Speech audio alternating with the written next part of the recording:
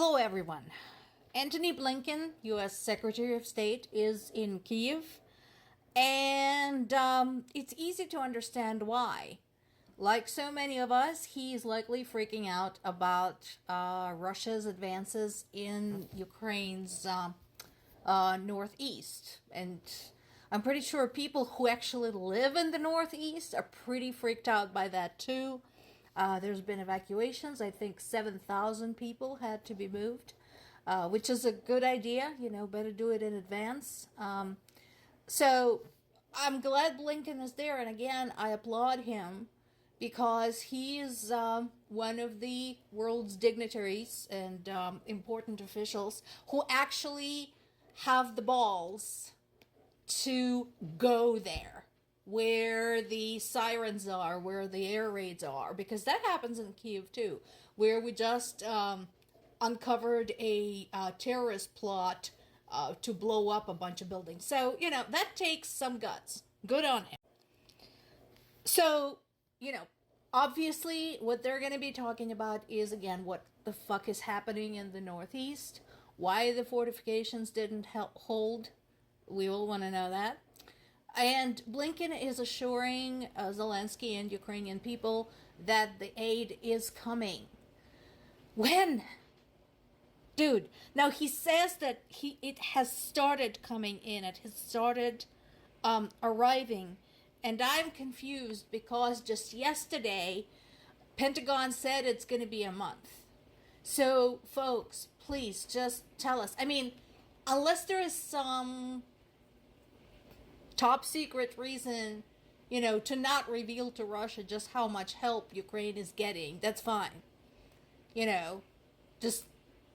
But as long as something is coming, because I'm sure Ukrainian soldiers and Ukrainian people in general are getting the shit shelled out of them every day, single day, including my parents, are tired of the uncertainty. They want to know that help is coming. They want to know people actually give a damn.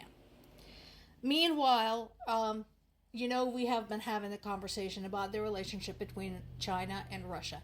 And simply telling China that supporting Russia is not nice is not going to do a damn thing. Case in point, there is a planned visit of Putin to China. So that is still going on.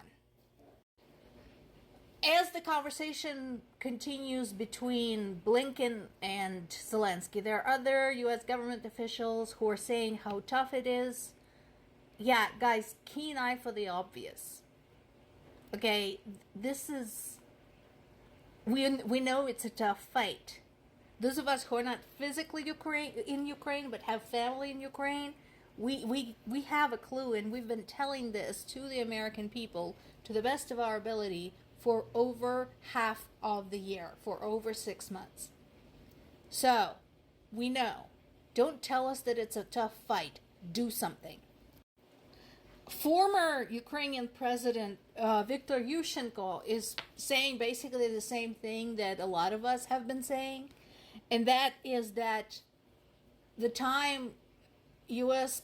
House of Representatives sat on its ass, thanks to MAGA Republicans, was a huge waste of time and basically put the whole world in peril. I agree. It allowed Russian army to regroup. It allowed them to pull in more people. It allowed them to get the help from Iran and North Korea and China. All of this could have been avoided. I mean,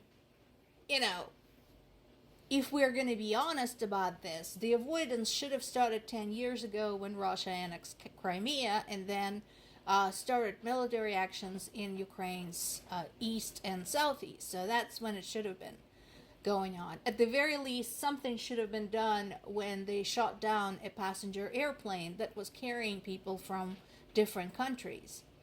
This was my only big point of disagreement with President Obama's policy.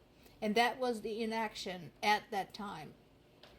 And by inaction, I mean doing sanctions and thinking that that was going to be sufficient. So, I'm going to give criticism where criticism is due.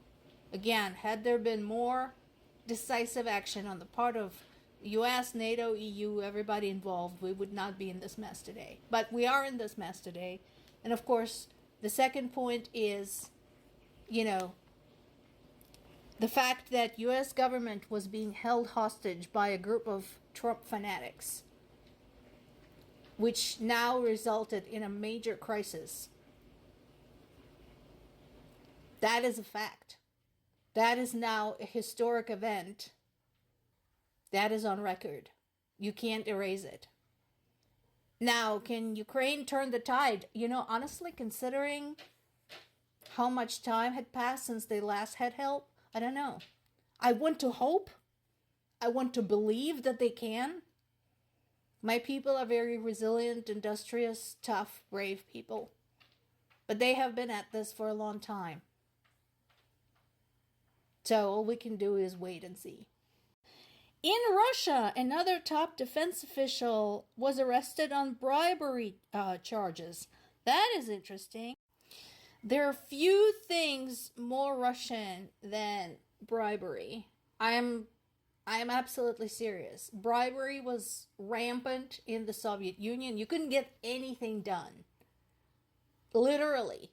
You know, if you were building something, you had to bribe every step of the way to get building permits, to get contractors to come to your site instead of someone else's site, to get materials nobody could find anywhere, everywhere. I knew this, it was part of life. My family did it too. They took bribes, they gave bribes.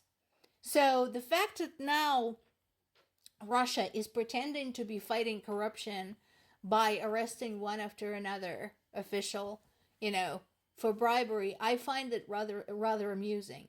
The thing is, I'm pretty sure this is all for show.